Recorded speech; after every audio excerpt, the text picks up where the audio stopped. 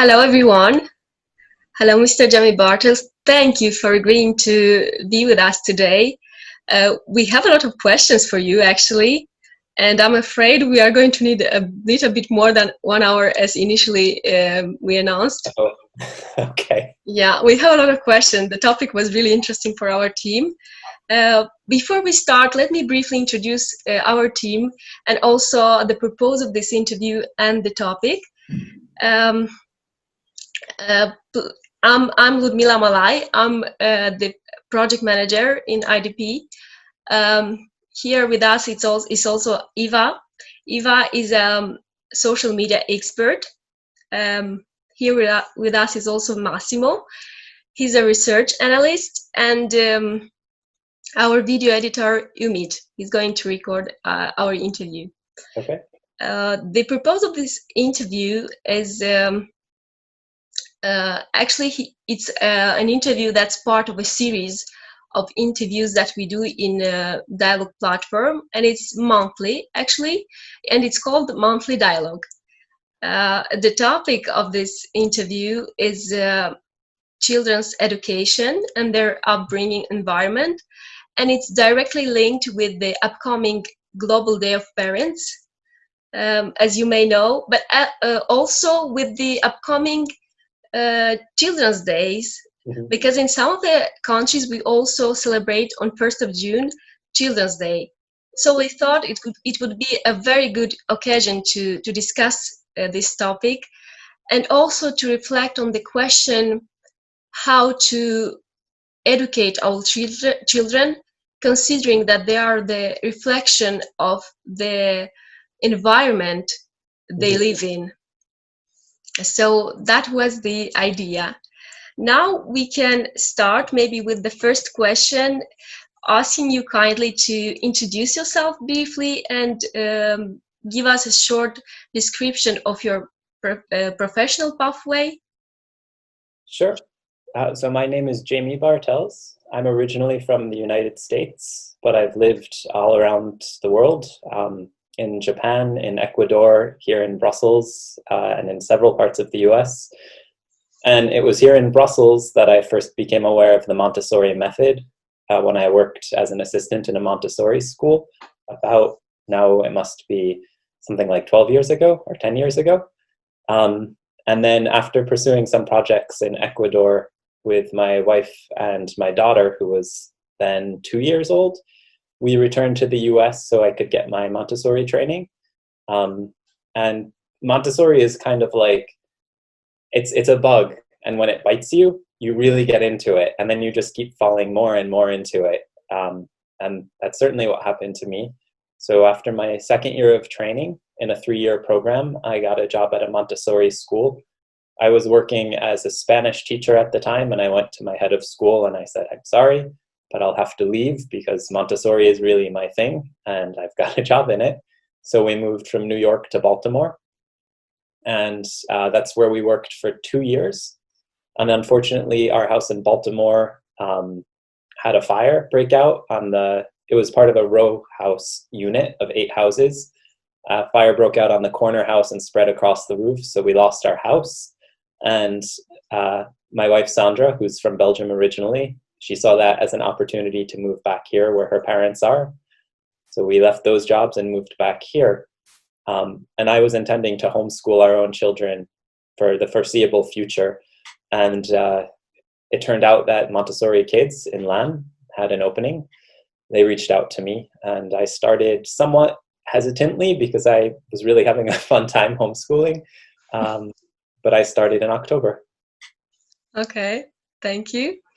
And actually, you mentioned about the Montessori method. Could you please shortly introduce it to our viewers and explain maybe its potential, principles, maybe its advantages or disadvantages comparing to the classical model of education? Sure.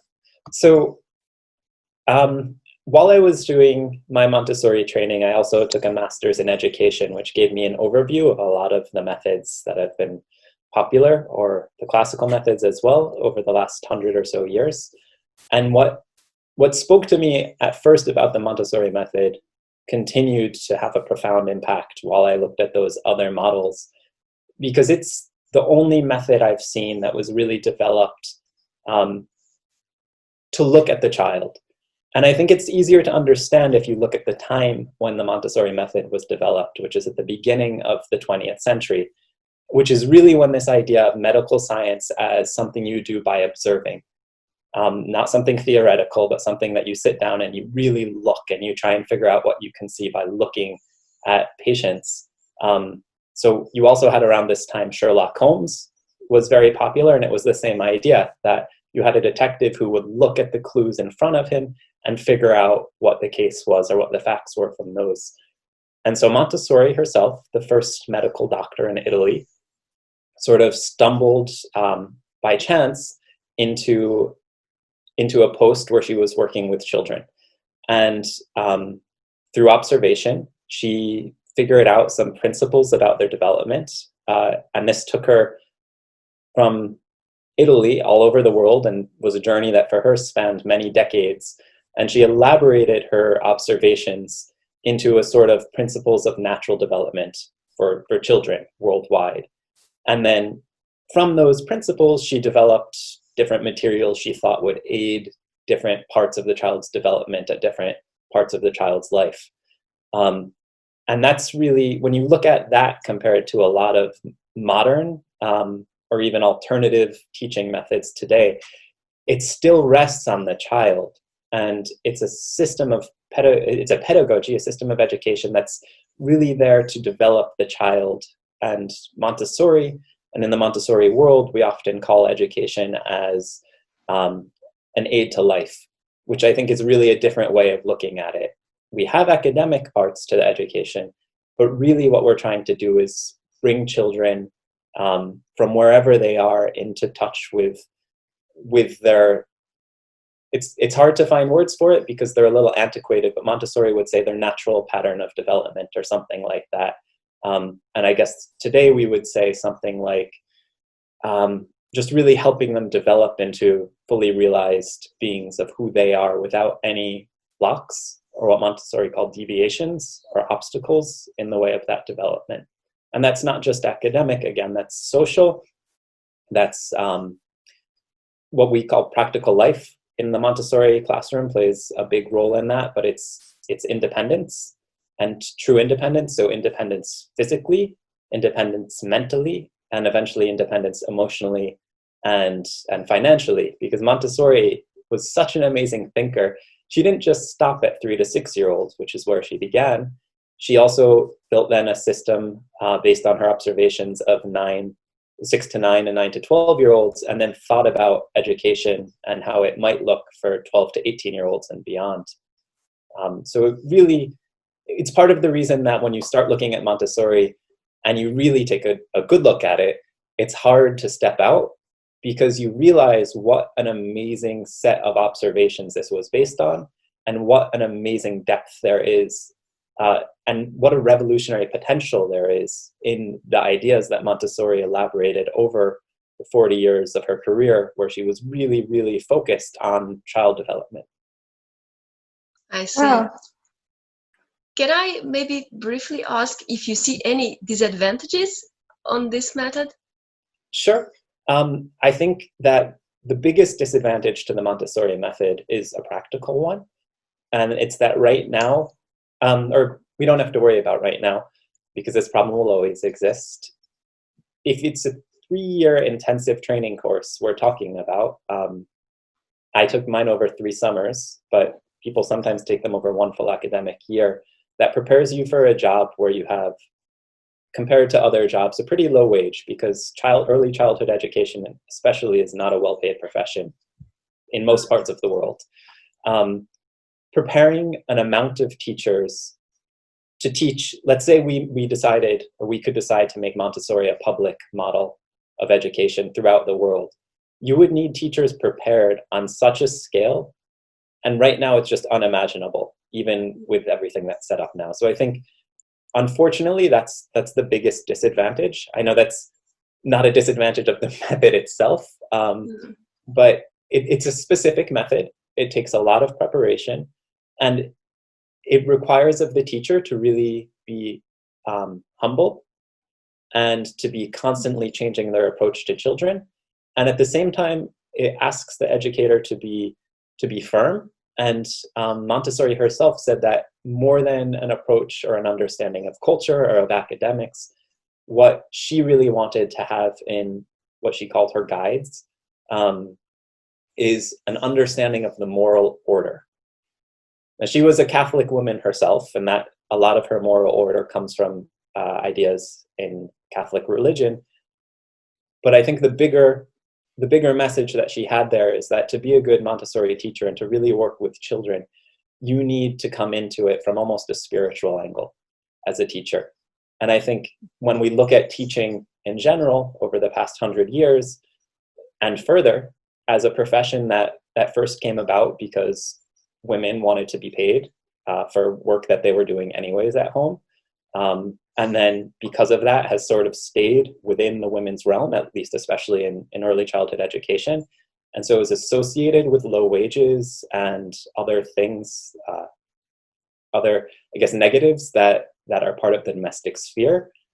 That idea that you approach it spiritually and that it's a really, really powerful tool of self-introspection and a powerful way to help children. I think that consciousness within our greater society just does not exist. And people look at it certainly today, early childhood education as a way to pre-teach or to get academic content earlier or to give their children advantages in that way. But the idea that you're really helping a child's spiritual embryo develop into a full human being is still an idea, I think, that remains radical. So I guess that would be another disadvantage. I think even 100 years after it was first formulated, the ideas that Montessori observed and created remain ahead of their time. Thank you. Thank you. Can I ask you a question, Mr. Bartels? I'm just very curious what that, in practice, what does that look like in a classroom as a teacher, a Montessori teacher in a Belgian classroom with young children? Could you maybe give us some examples of what Montessori education looks like in practice? Sure. And I'll start by saying Montessori viewed her classes, for 3 to 6 year olds, first and foremost, and she did not say this in jest, as a sanatorium, because she viewed modern society as being at odds with the child and not having a place for the child at all. But it's an adult-centered, adult-focused society. So naturally, any children who come into it, regardless of who their parents are, we live in this as coming in with what she called the deviations or obstacles to their optimal or natural development. And as Montessori teachers, our job is often first and foremost to stop those deviations and to bring children into touch with their natural development. So what that looks like practically is a lot of limit setting that children may not be getting at home. And that's a big part, I think, of the difficulty of being a Montessori teacher, because we view freedom and responsibility as really two inseparable parts of how our classroom works. So to help children become responsible, we give them a lot of freedom, but we have to ensure that we put limits on that freedom.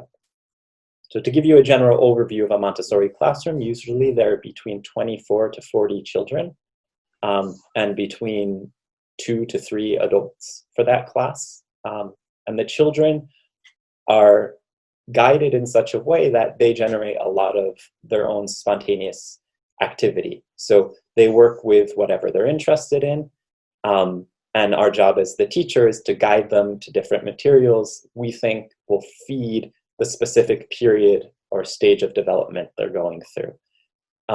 So in a class of 20 children, let's say, the teacher or the guide is often giving individual or small group presentations. They may be stopping some children or giving small reprimands here and there, like, hey, you walked on a rug, please excuse yourself next time, or please don't walk on that rug, or stopping a child who may be a little bit too chatty from interrupting other children at work, from taking a child's hand and say, please stand next to me for a few minutes, from singing songs, doing guided activities with the whole group. But what's most different about a Montessori education from a traditional education is that the children are not all sitting down getting the same lesson at the same time, and in fact are going about their own lives quite independently for much of the day.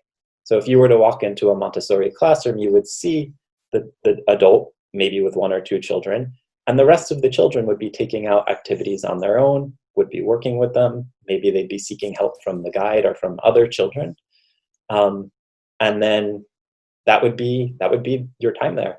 You wouldn't see probably any of what you may be used to in traditional education. So we've now sort of seen the role of a Montessori teacher in this world. In light of this Global Day of Parents and also the Children's Day, and just in discussing this topic today, what do you think is the role of the parent? Sure, it's the most important role, right? The parent is the first teacher. As a friend of mine once said about children, she said, we get them 8 hours of the day, but where do you think they are the rest of the day? So I think first and foremost, the role of the parent is to do less and to do more, if I can say that. So I think that the role of the parent is to be a model, a positive model in all ways possible, and then to help the child towards independence. And I think that it's really that easy or that simple, but that those are huge tasks, actually, that we're asking for. So when we talk about doing less for the child, we really mean giving the child enough time to do what they want on their own schedule, on their own accord, at their own pace, but not letting them go. Because this is often an area where parents fall into a trap with Montessori. We say, let the child do as they like, and the parents say, okay, that means my child is a king and I'm a servant. And it's not that. So what it means is a little bit, let's say you're trying to help a child get dressed. You're trying to help a 2-year-old figure out how to get dressed. Every morning, you have to wake up, you have to choose your clothes. So there's certain ways that the parent can then set up the child's room so that these choices are easier for the child, and that independence then becomes easier for the child to grasp on their own. And we call this preparing the environment. So part of the way that the parent does less is by setting up an environment at home, by choosing the right furniture, by maybe not having too many clothes, if we go back to that example of helping the child get dressed, in ways that will help the child do more spontaneously. Because if a child opens a dresser and sees 2 sets of clothes that they can wear for that day, and the dresser's at their height, it's much easier for them to get dressed if they have to rely on a parent to choose their clothes for them, or if they open up a dresser and it's packed full of 20 shirts and 20 pants, then you get the inevitable, I don't know what to wear today, right? And then the way that the parents can do more is, and I have this as well, I say this towards myself as well as any parent, is to stop being lazy, to get up and to go do things, to participate in culture around you and in the world, because that's the model that the child is going to absorb. And if we, as parents, sit around, if we are on our computers, our tablets all day, or if we're reading the newspaper all morning, this is the activity that our child is picking up as normal, as culturally appropriate. So really it's, whatever it is, going to the garden, going for a walk, and then letting your child take their time on that walk and really being interested with them. So if they stop and they look at a small flower, stopping with them and looking at that flower. And hey, why don't we look up what kind of flower that is when we get home? And if we don't have a book that tells us, let's get a book that tells us what kind of flowers those are. So in all sorts of ways, the parent can do more. But these mores are often enjoyable mores because they increase our understanding of the world as well. They increase our participation in the culture around us as well. But as parents of young children, it's difficult, right? We don't get the sleep that we probably would want. We don't get the time for our own hobbies that we probably would want. So it's, but it's only 6 years, the first years of life. So as you just mentioned, the parent is really the role model for the child, as the teacher might be too. Is it really these role models that set the children up for success, or is there more to it? I think there's more to it. So the role model is a big part of it, but children, right? The parent is the first role model. And depending on the situation, the teacher may be the second, third, fourth, fifth, but the child is taking in everything in their environment. So they're looking at the behavior of all the adults and all the other children around them. And they're making their own synthesis of what it means to be a person of their place and time. So in some cases, maybe that the parent will not be, the direction they end up deciding to go in will be different than the parent. Personality-wise, behavior-wise, all of that. But the parent is the primary role model. But beyond that, because the parent has this double responsibility, right, to do less and to do more, if the parent can help the child be independent, the child will build up their own personality. They will be interested in developmentally, the different parts of the world and the different parts of their own physical and mental development, the stages they go through normally. And these will lead them into contact with the world in ways that as parents, we can't really imagine, we can't really provide for, we can just support. So I don't think it's the end all be all, but it's sort of like the touch point that the child has for the world around them. Yeah, it's these little pillars that the child has access to, and then whatever character comes out of the child walks the rest of the path. Right. And when they have a question about the world, or when their understanding is unsure, that's where they'll go back to, and they'll say, this is from where I understand the world. That's great. Thank you so much. Thank you. I would like to stay on the topic of role models, because in the light of the Montessori's teaching, it's the child who makes the mistake and corrects himself, as you also mentioned before.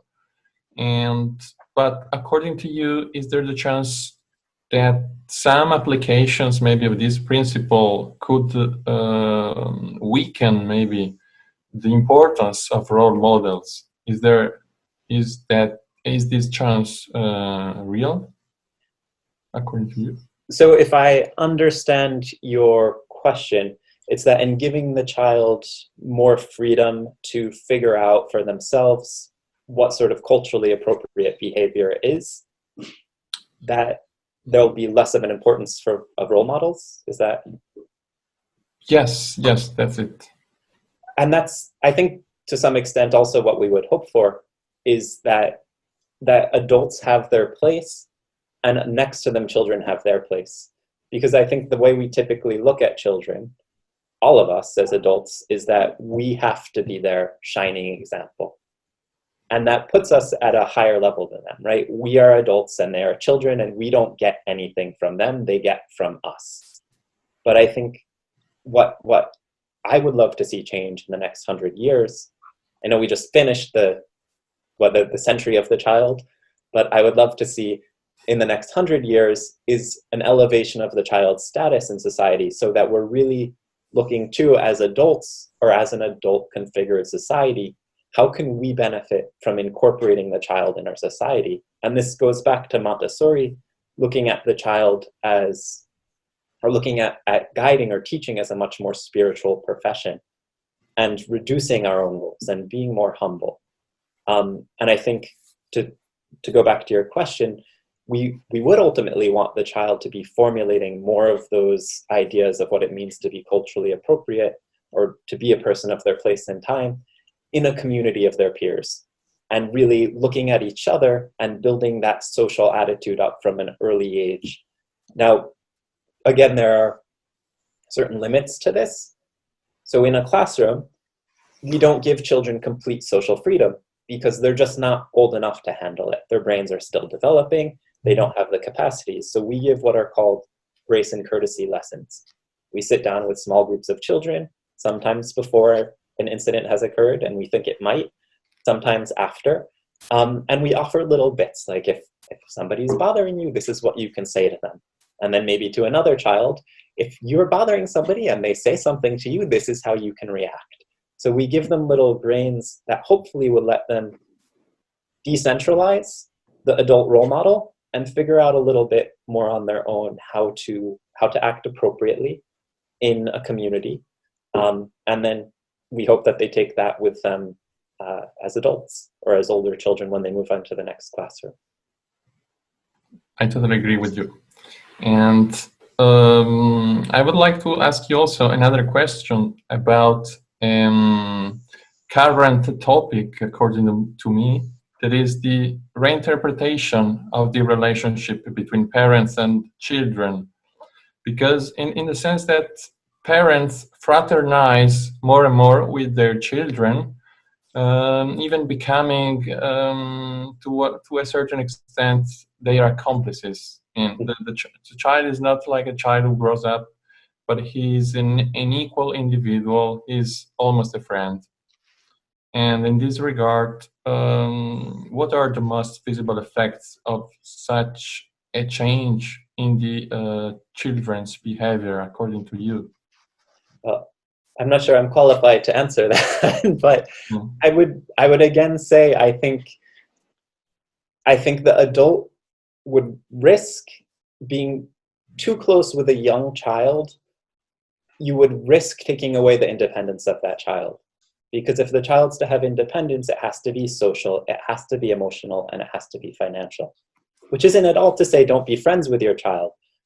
But I do not, personally, I would not think it's a healthy relationship to be in such a deep relation with your child that it sort of effaces the other relationships that your child might have on their own. So in the US, we might call something like that helicopter parenting too, or a certain expression of what you're saying, helicopter parenting, because I don't think that every parent who's close to their child is a helicopter parent.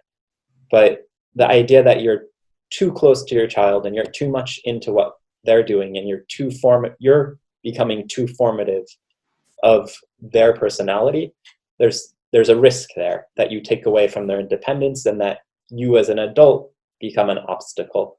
And it again has to do with that humility. It has to do with that giving up of some of those ideas of control and of power as an adult that we have over children.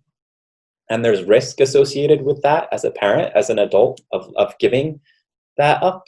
And again, on the other side, it also doesn't mean giving up completely. It means being there to set the limits when they need to be set. As we often say about limits are like the guardrails on a bridge. If there's a bridge, you would drive over it. And if you take off the guardrails on the side, you probably wouldn't feel comfortable driving over that same bridge. You wouldn't be likely to drive off of it, but the guardrails are there to help you feel safe, to help you feel secure. And limits are the same thing for children. So when we talk about putting in limits and its importance, we're also talking about protecting the psychological safety of a child. Children who are testing limits, or what we would call maybe acting inappropriately or misbehaving, they need more than anyone else those firm limits to feel safe. And if they're not getting those limits, they're not feeling safe. So if you're also in a relationship with your child that's a little too close, it may be difficult to make sure that those limits are there without feeling like you're being the bad person. Thank you. And I think there is an important data also from Italy, from a survey conducted in 2017, which reported that only 4% of the teenagers interviewed complain about excessive rigidity of their parents. So should we read this data like as in the wake of the progressive disappearance of the traditional model of education, or as a sign of parental absence in the educational field? Because today we also talk a lot about the absence of parents in the field. So what is your reading? Sure. So in the US in the 70s, we had children who were referred to as latchkey children. And what that means is that they were allowed to go out and play, and the key was put on a latch outside the door. So they would get home and they would go out, and when they were ready, they would come back and their parents would do whatever wasn't involved with the children. And I think when I talk to these people, or when I see comments that they've written online on parenting articles, they seem to interpret their own childhood very positively in that way. They seem to view it not as an abandonment or a lack of love, but as a sense of trust. Maybe not always trust. Sometimes it was a little bit of desperation on their parents' part, just saying, I can't take it anymore. But certainly it created within them a greater sense of responsibility. Maybe that's not all cases, but that's what I've seen and heard. So when I hear a statistic like that only, you said 4% of children feel that their parents are overwhelmingly rigid. Is that correct? Yeah. It could mean certainly that parents are giving their children more freedom. Outside of that, I feel like that's a really hard number to interpret, because what rigidity might mean in that case is a question mark for me. And the other thing about limits is, if you ask somebody who's having a limit set on them, who's being told in effect, no, you can't do this, in most cases they will say they don't like that in the moment, right?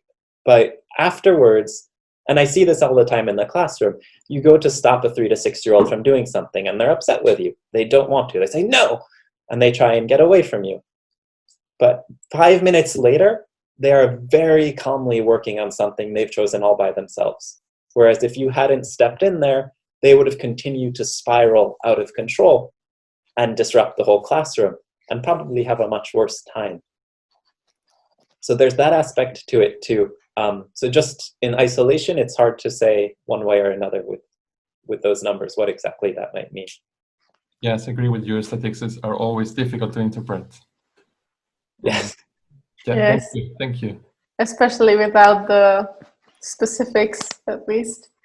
What we were talking about this changing lifestyle. Working as an au pair, I've worked as an au pair and just babysitting. I've seen like a change over the last 10 to 15 years, and I think the digital space is becoming a bigger, increasingly bigger part of children's lives. You see 1-year-olds with iPads, no judging here. I mean, I'm sure there's many educational material on there.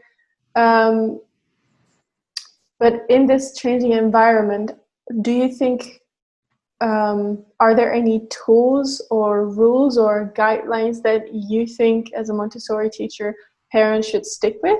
Yes, sure. I would say throw away your tablet, throw away your children's tablet until they hit maybe 6 or 7. And there's some I think modifications to that you could make, and maybe it's easier to start there. So I would see the use of digital device as completely appropriate in a situation where, let's say, you're an overworked parent who's stressed and your child might be sick, right? They're laying in bed, they need your attention, you need to do something else. Put on a documentary. That's what I say to my parents. Don't give them an app. Don't give them a cartoon, please. Don't give them, even worse would be something that's completely age appropriate, like Star Wars is a common one in the US. Give them a documentary. Give them a nature documentary. Give them, in the United States, I would say give them Mr. Rogers, which is... What is Mr. Rogers? Mr. Rogers was a television series that ran for about 30 years in the US on our public broadcasting service. And it's built around a small neighborhood, narrated by a man, Mr. Rogers. And he sort of walks you through the neighborhood and invites people on the show, shows you how trumpets are made, how old records are turned into bowls, how cakes are baked and decorated, whatever the theme is. But it's completely reality-based, or almost completely reality-based. The pacing is very slow, which is a key, because fast-paced videos teach children that their attention should come in spurts of 4 or 5 seconds. So I would say anything that's a documentary or completely reality-based and intended for children, okay. There are situations where maybe as a parent, realistically speaking, that's your best option if you want to get dinner made, have your child go to bed on time, and stay sane. Outside of those situations, get rid of digital devices, because for children 6 and under especially, they are obstacles. They're not doing very much for your child. And yes, you may be very impressed because your child learns all of the names of the capitals of the US and South America. Great. But what else is going on there? First of all, their physical, muscular skills are not getting any workout during all of this, especially if they're using a tablet or some sort of device that has a touch screen. So they're not developing the muscles of their hand. The hand and the mind, especially at the age of 0 to 6, have to work in coordination. They have to. The hand is sort of the tool of the intelligence. And so they're not getting the link or the integrity of their development, of their psychological, mental, and intellectual development, if they're using a device that doesn't really require them to use their hands at all while they're using their mind. They're already splitting mind and body apart. And that wedge that gets put in there by tablets continues later on and can cause all sorts of issues.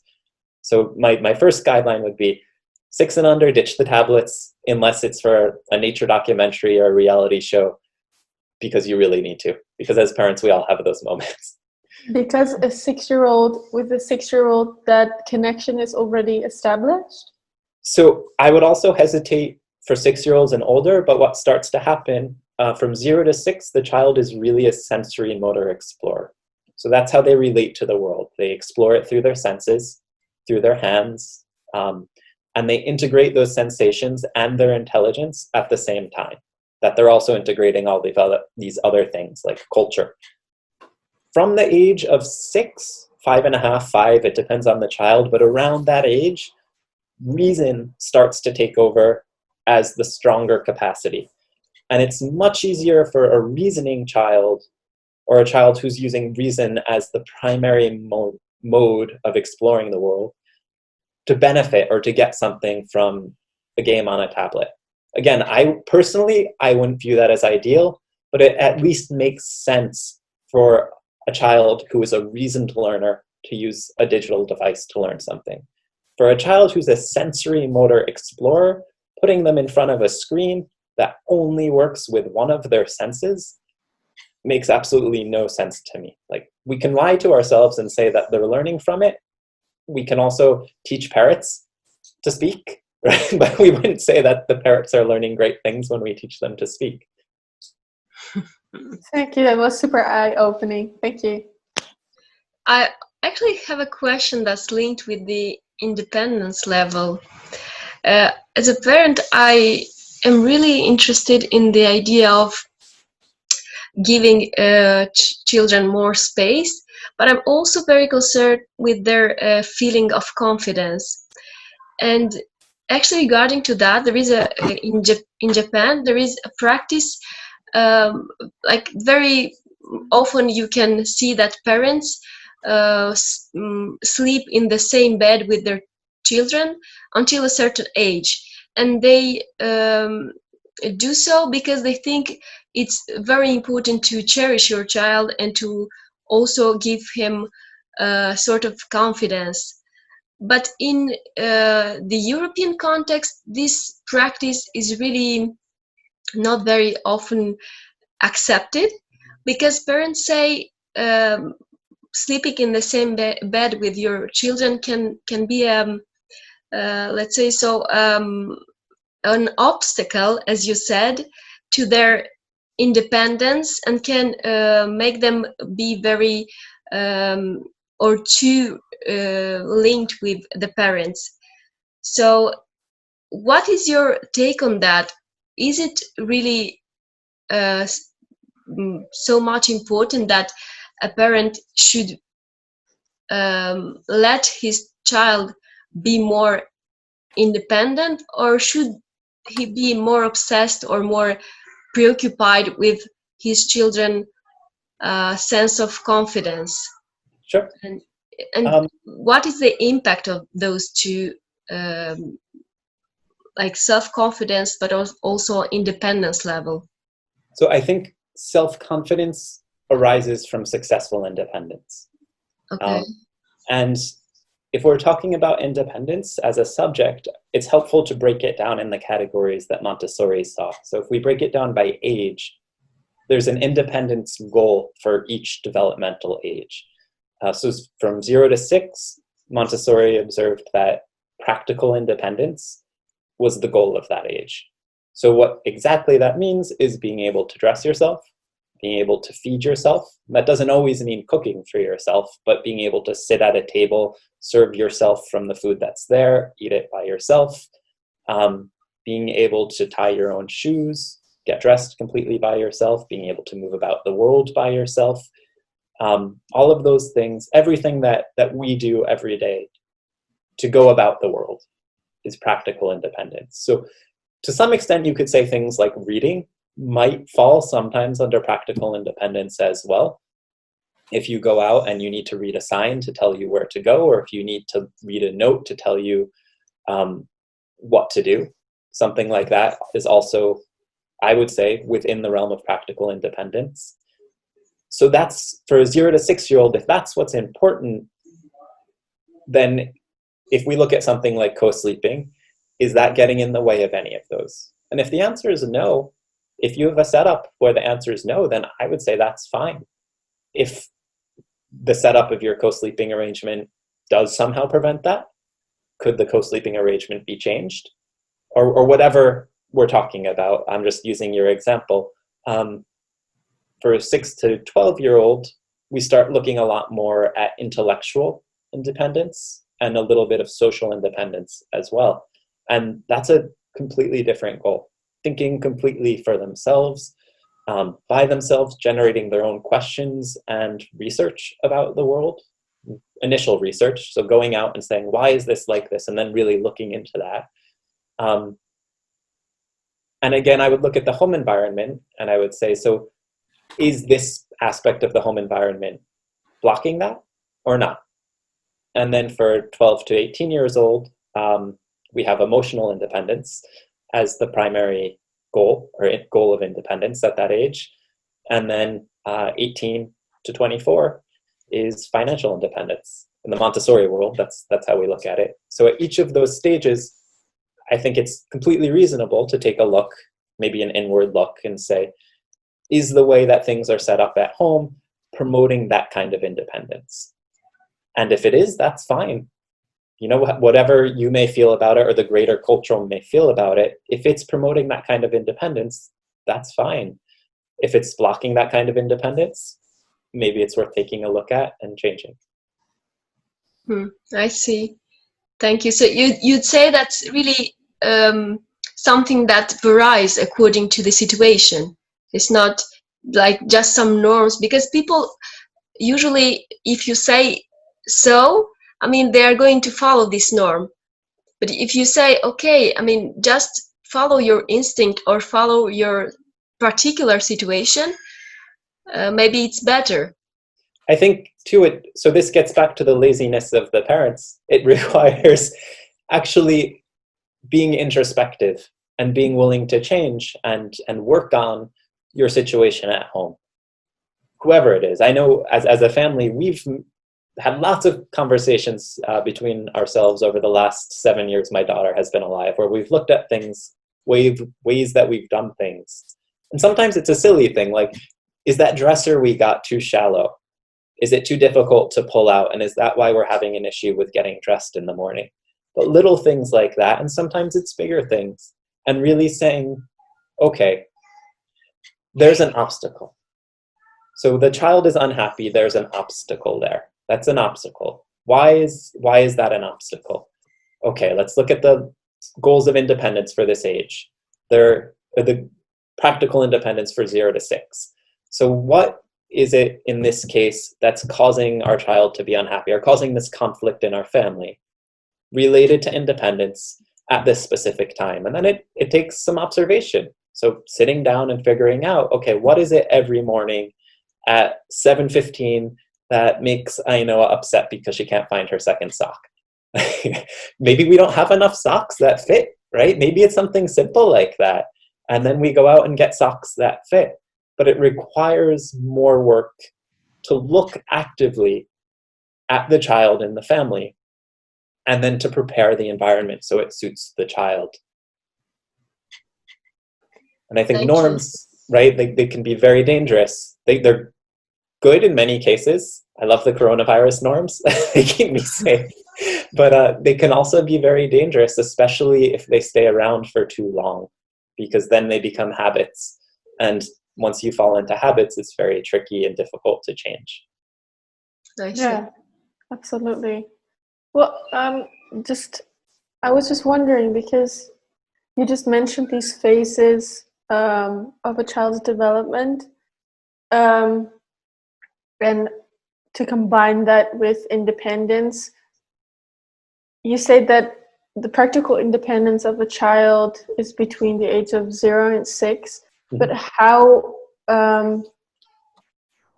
what would the difference be between like a 3 and a 6-year-old or a 9 and a 12-year-old? Like the age range within that phase? Sure. Could you elaborate on that a little bit more? So 0 to 3-year-olds are often learning the first parts of their practical independence. They're learning how to eat for themselves. They're learning how to walk, so how to physically get around the world, how to put on some of their clothes that have few or easy fasteners, like maybe buttons or zippers. They're learning how to speak, which is part of practical independence, being able to communicate with the world around you, what you want, what you like, what you don't like. And then from 3 to 6, they're doing a lot more of the sophisticated learning. So they're learning maybe how to read, so how to communicate through nonverbal ways. They're learning how to get around a small society without conflict, which is a huge part of practical independence. So, asking for something instead of taking something, excusing yourself when you bump into somebody, getting somebody's attention politely. These are all things that we work on with grace and courtesy presentations in the Montessori classroom. And then maybe they're learning how to do more advanced things. So things like how to sew, how to bake, simple recipes. But a 4-year-old, a 5-year-old can definitely bake bread by themselves if they're shown how, and if the bread baking materials are set up in a particular way. Whereas a 2-year-old probably could not do it on their own at all. They could do it with help, but on their own, you don't know what's going to come out of the oven. And then from 6 to 9 and 9 to 12, those aren't my areas of expertise, but just from what I do know, I would say 6 to 9 is really when the reasoned mind is starting to kick into gear. So a lot of the intellectual independence then would be the child working more with, as I said before, sort of researching the world on their own terms. So instead of working with a small set of materials that's designed to introduce them to math or introduce them to language, they're now using those skills that they developed as a 0 to 6-year-old to say, okay, I really want to look at this part of the world. And then from 9 to 12, they're sharing a little bit more what they're doing. The research is getting a little more in depth, and they may be starting to link what they're doing a little bit more to a social awareness. So to share with a greater community, to be a little bit more of use to the world around them. And then that comes more at the next stage, so 12 and up. All right. As you briefly mentioned before, and as we all know, during the Corona times, many parents are home with their children, and children, I think the needs of children might be overlooked a little bit. I mean, I'm sure that there's a lot of stressful parents out there trying to figure out how to make things work. And in that process, like I mentioned, the children's need might be a little overlooked, or a child's development might be a little overlooked. Do you have any tools or suggestions how a parent at home can still help their child's development? Yeah, sure.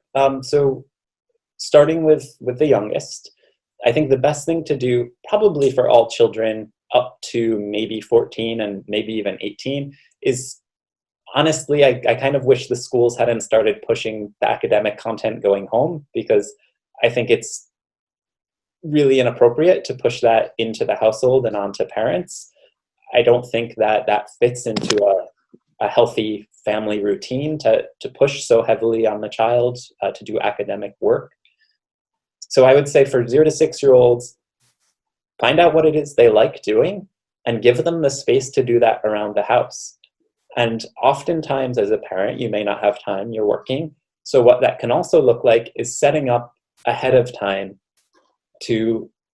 so each night taking a little bit of time, and let's say your child likes to cook or is interested in making cakes, or let's say your child loves working with Legos, right? You set up a little bit the night before for the next day, and then you tell your child, oh, hey, I started building something with the Legos, or I got everything out to make a cake with, but I'm not sure I'll have time to make it. Do you think you could do that today?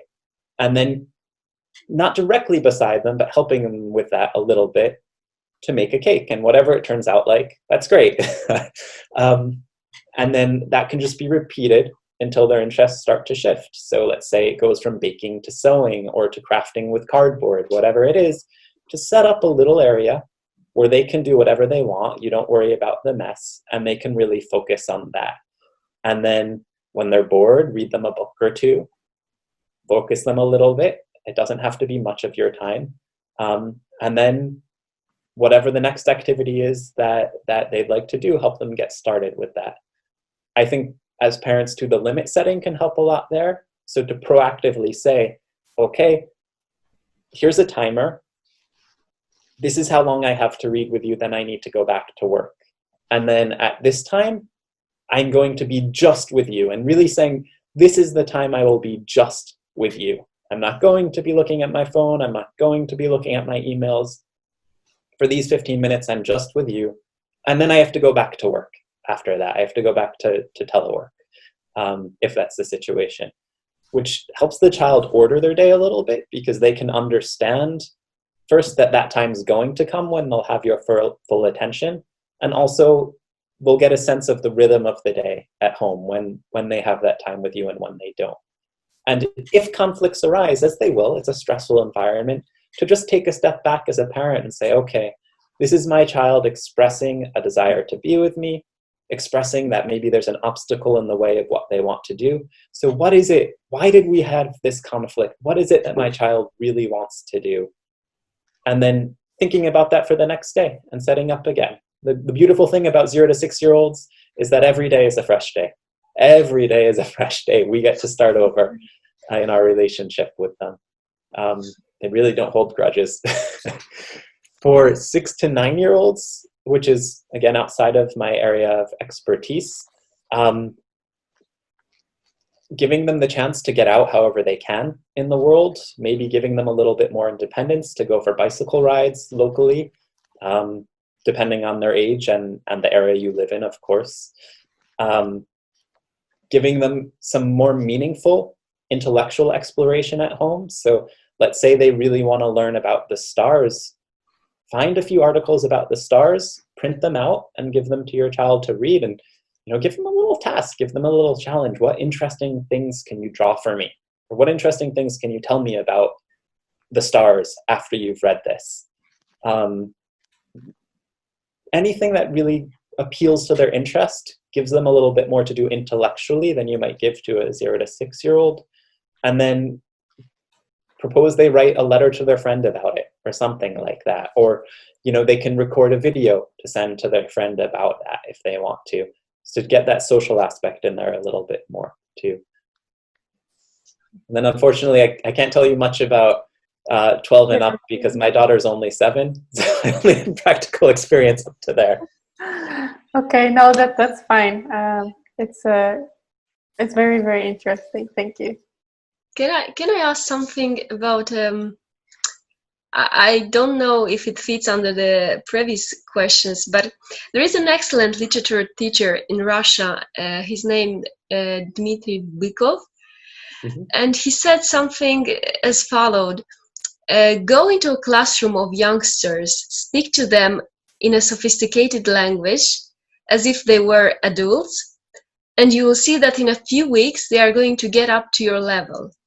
What is your reflection on that, and do you agree with such a perspective? Yes, definitely. So I think that children are often underestimated. I think that children often aren't challenged enough, that we don't expect very much of children. Other than that, they don't make too much noise. Other than that, they don't run around the house. They don't bother us or the neighbors, and that they're not too messy. Right? Those are like 99% of modern parents who live in cities and have jobs where both parents work, or one parent works and the other one is working at home. That's the expectation. I would venture, at least in my experience. Maybe that's true for the US and for Europe. And I think that's a very low expectation to have of children in general. And so one thing that we try and do in the Montessori schools is we try and raise that expectation of children. And sometimes that's a shock for children coming in, who, when we expect them to find what they're interested in and to work on it all day. And there are many children who need long periods of guidance before that feels normal to them. There are 5-year-olds who come in who aren't at all ready to help take care of the younger children in the classroom. But that's another idea that we try and inculcate in them. And it has to do with them being able to do more. They can be positive, proactive teachers. 5-year-olds can teach a 3-year-old much better than an adult can, if for no other reason than the 3-year-old is much more interested in a 5-year-old than they are in any adult, even their parent. So I do think that treating children as if they were capable of much more than we give them credit for can surprise us in many ways. I don't think at the same time that means we need to expect that every child become a little Einstein, because that's not also the case. But I do think it's reasonable to expect that every child will develop much more than we would imagine, to the fullest extent of who they are as a child. Does that anyhow also links to the term that you use often, the humbleness? Yes, right? Because then we have to view ourselves as adults as maybe not so impressive. And we have to view ourselves as flawed, which I think is really hard for a lot of adults to admit. Okay, there are parts of me that are probably not good, that are probably hindering me, but also hindering my child. And you can be at peace with those, because we can't change everything about ourselves. But I think it's important to acknowledge that we have our limits, we have our own deviations, as Montessori would say, that we've grown up with since we were children. And that gets back to Montessori's idea as the child is really the creator of society. And I talked a little earlier about the need I feel to elevate the position of children in the world, almost to an equal footing, or definitely to an equal footing as adults. Because the children of today are the creators of the men and women of tomorrow. And if there's not a place, a full realized place for them in the world of today, then how can we expect them to grow up into fully realized individuals? And so this isn't just saying schools and parks, but it's a complete reimagining of society, to bring out more humility amongst adults, to bring out more of the creative power of childhood in general. Because children are such amazing things. They start out at birth incapable of anything, and within the first 6 years of their life, they have a personality. They can take care of themselves completely, hopefully, completely. and they're ready to move on and explore the world around them, which is phenomenal when you think about how much takes place in such a short time. And then when you think about yourself as an adult, none of us can do that, right? The power of childhood in those 0 to 6 year age range is phenomenal. And I think it really is a shame that we don't recognize that, because whatever we're building in the world is what they're constructing themselves out of. Our artificial built environments, our social built environments. And if we're not creating that space for them to really construct themselves free of obstacle and independently, then we're not serving them. And so I think you could also say that many adult social societies do not serve children because we're not humble enough, because we don't make that space. Thank you. Jamie, considering these 6 first precious years of childhood, and also considering the fact that often, or in some countries, a child goes to school at 4 years old, sometimes at 5, sometimes at 6, and parents have to pick a school, and there's just so many school systems all over the world right now, and Montessori is definitely a big one of them. But what factors do you think parents should consider when sending their child to school? Sure. I would think, personally, for me, I would think things like how happy the other children in the school are would be a big indicator of whether or not they're developing quote unquote naturally or in a harmonious way. I think as much as possible, as a parent, getting in to observe and just taking a look at the classroom and seeing, do the children seem calm? Do the children seem like they're focused on what they're doing? Maybe there are children wandering, but that's okay. Are the ones who aren't wandering, are they focused on what they're doing? And again, are they happy? Do they look like they're enjoying themselves? And I think that last one can be tricky because it can take sometimes a discerning eye to tell the difference between silly and happy. And I think silly is sometimes the opposite of concentrated. So maybe not what you want to be seeing, but are they joyous? Maybe rather than happy, are they joyous? Do they seem to be going about their day just really content with what they're doing? And I think if you hold on to those criteria, and it may mean abandoning a little bit the ideas of academic excellence, which again, between the ages of 0 to 6, I think is a somewhat inappropriate, developmentally inappropriate concept. That if those are what you hold on to as your guides, as your touch points, probably you'll end up making a good choice for your child and for your family.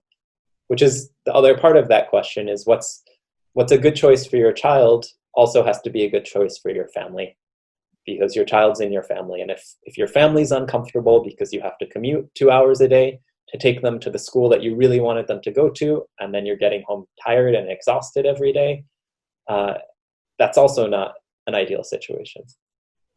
That's a really good point. Thank you. Thanks.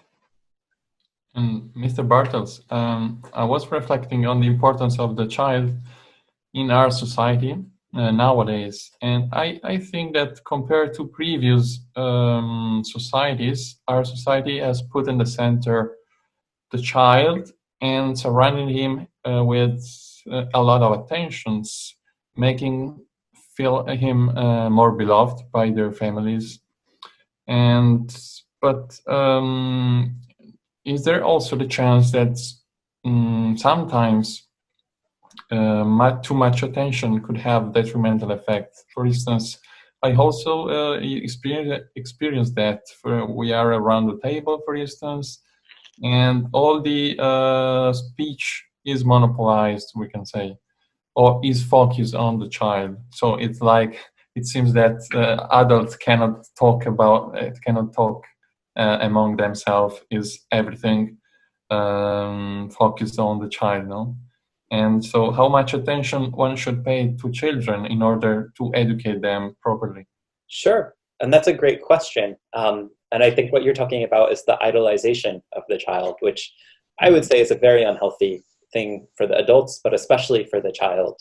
But it's tricky, and I think that's the reason why, if I can return to a moment, Ludmila, to one of your questions, you said, what's one of the difficulties or the deficiencies of the Montessori method, is it's very difficult. It asks so much of us as adults.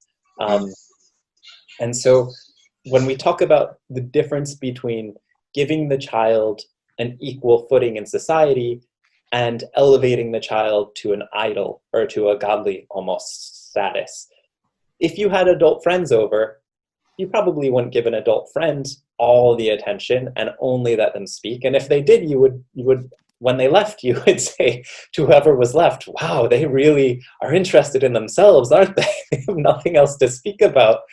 So taking that attitude with the child, I think, is sometimes a mistake that you correctly identified, or I would agree with your identification of that as an idolization rather than an elevation to an equal status, which would just mean that you include them in the conversation rather than talking over them or as if they weren't there.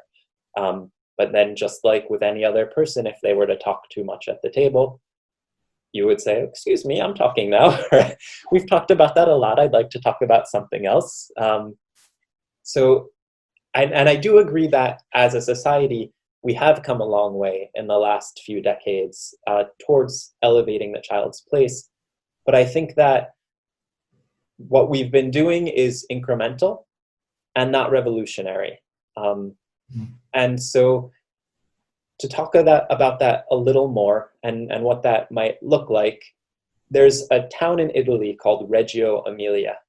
And there's a system of education. Although I hesitate to call it really a system, it's an approach to education that was developed, and then the world took notice of Reggio Emilia and called it the Reggio Emilia method of education.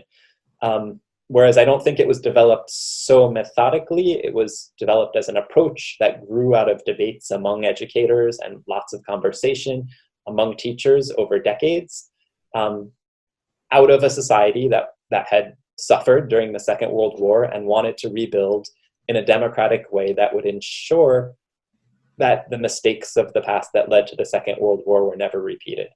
And so they said, wow, we really need to make education one of the central focuses of our city. And we need to make child one of the central focuses of our city. So they built an approach, and all of the schools in Reggio Emilia were, for decades, I'm not sure if this is still the case today, but certainly from the 70s to the early 2000s, that included the children fully in society. So the piazzas often had events that were just for children, and the adults would take children out, and there would be clowns there, or there would be singing there in these public spaces specifically for the children, and in a way where the children could really interact, not just sit on the sideline, as is often the case. There are children's concerts, and then you bring a bunch of children and you ask them to sit in a seat, and if they're 6 and under, that makes no sense.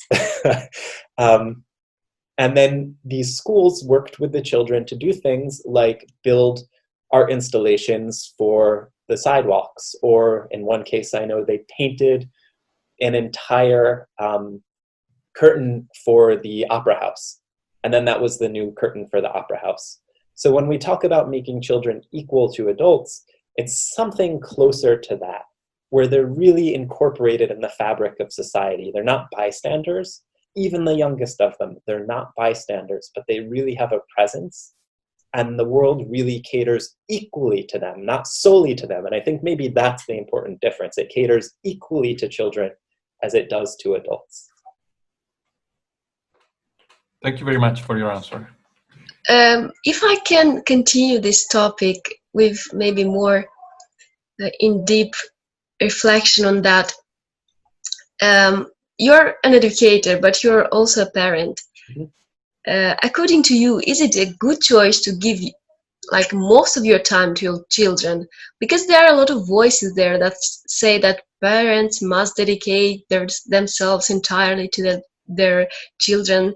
So personally, I see at least two problems with this perception. First, a parent who doesn't have at least some time for himself will end up being overtired, and maybe also emotionally and physically. And second, a child that knows he's always the priority in his parents' lives, he risks becoming too selfish, as I see it. What is your point of view on that?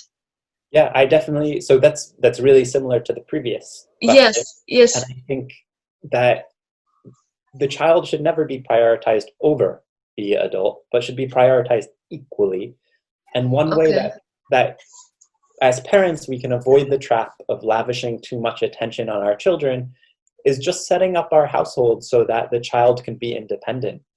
Because if it's really set up with the child in mind, and there's equal spaces for the children at the children's level, at their height, with tools that are the appropriate size for them to go about their life, we don't need to put much attention onto them, because they will naturally try and do the work that they do to complete their development. So if in your kitchen, for example, there is a place for your child to prepare food next to where you prepare food, and if they come into the kitchen and they're looking for attention, and you invite them to prepare food next to you, and you have a space set up with things that you've selected that you know from your own experience, from your knowledge of your child, that they can prepare, they can take those out and they can start making dinner next to you, or lunch, or whatever it is.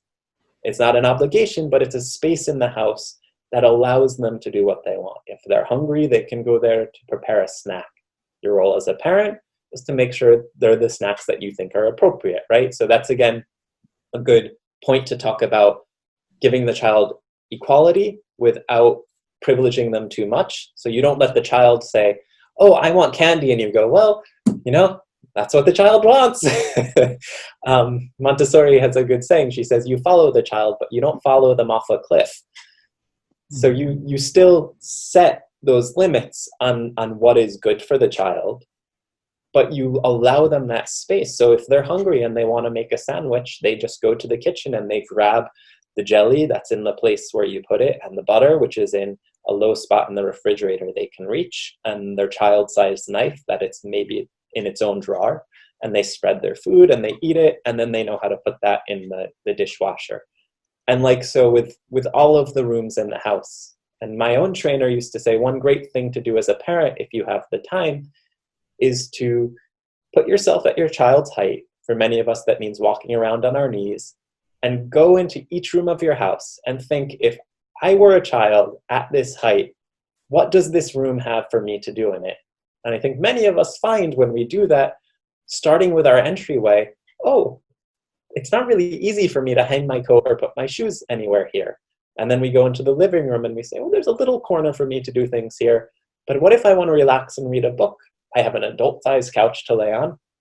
Is there a child-sized couch to lay in with its own selection of books just for me that I know are there? So things like this throughout the house are ways that we can give attention to the child, prepare the environment for them, but also not make them the king. We're just giving them equality. We're saying you have your own developmental needs, you have your own size, you have your own capacities, and we're providing for them just as we provide for ours. Not more so, but just as we provide for ours in the house. Thank you. It sounds like, I'm not sure if I'm right, but it seems like there's a lot of overlap between the Montessori approach and gentle parenting, which is this, this trend that has been, I think maybe for the last 10 years, has been become more and more popular. Are you familiar with gentle parenting? I'm not. Could you explain it? Can you hear me? Yes, I'm not familiar with it. Can you explain it?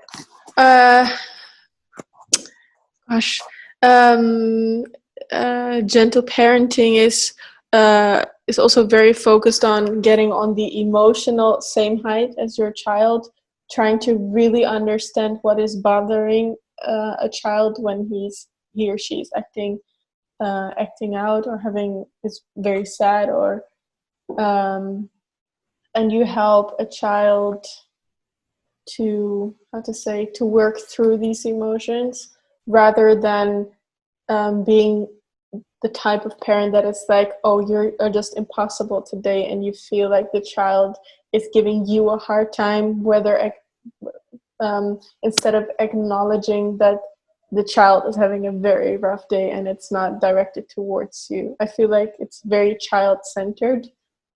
But yeah, I just wanted to know what your thoughts were on gentle parenting. That's Sure.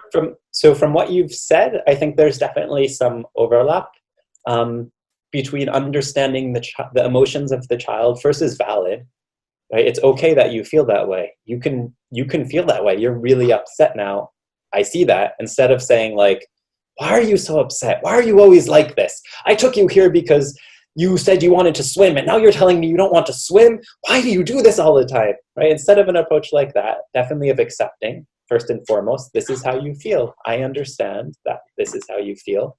And then of trying to figure out what about the situation is making the child feel that way. I think that sounds like it's something similar. So looking at the situation, and then as a Montessorian, I always want to say, and how can we change things so this doesn't happen again? But it sounds like that may be similar. So those aspects, as you explained them to me, I would agree have some similarity. okay. I think we have much more than an hour, but at least we can have some quick questions before finishing, if it's okay. Sure. Some speed questions. Yeah, okay. So could you give us the 2 do's and don'ts with a child? The 2 do's and don'ts of a child. Don't smother, do promote independence. Perfect. Interesting. And what about, like, according to you, what's harder, being a child who is misunderstood by his parents, or being a parent who misunderstands his children?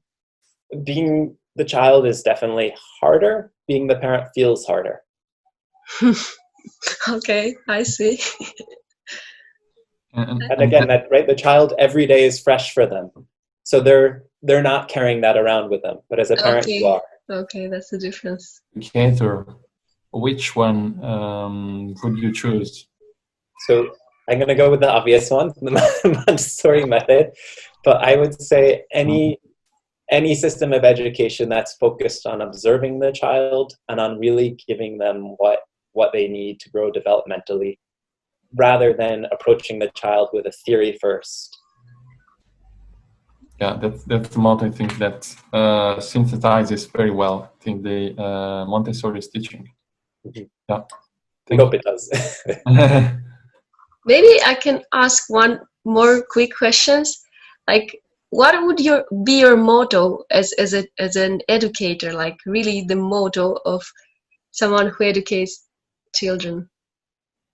Well, I think Montessori herself gives a great example, and she died well before I was born, unfortunately, but we have many, many different educators today who continue, and we have stories of many educators who have continued in similar veins. So just to name a few, in France, there was Célestine Freinet, who developed the Freinet schools, which are similar in that they observe the child and they try and give children what they need to develop, ideally.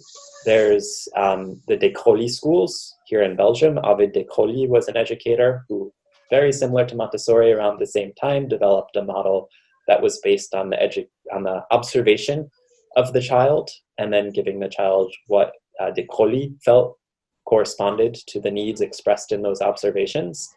The Reggio Emilia approach in Italy as well. But there are thousands of examples of individual teachers doing this throughout time, right? It's not revolutionary in itself. I think what's revolutionary about Montessori is she took this and she was able to build this into a somewhat systematic approach to the training of teachers and spread it throughout the country and then throughout the world.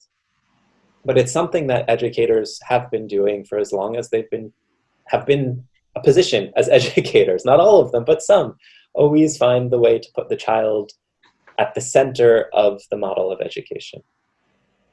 Thank you. Thank you. As a parent, I really enjoyed our conversation, and I hope we can continue in another occasion. And I really thank you a lot for accepting our invitation. I don't know about my colleagues, but as a parent, I am really excited about that. Well, it's been my honor. Thank you again. Thank you so much. Thank you much. Thank you. I wish you a good evening.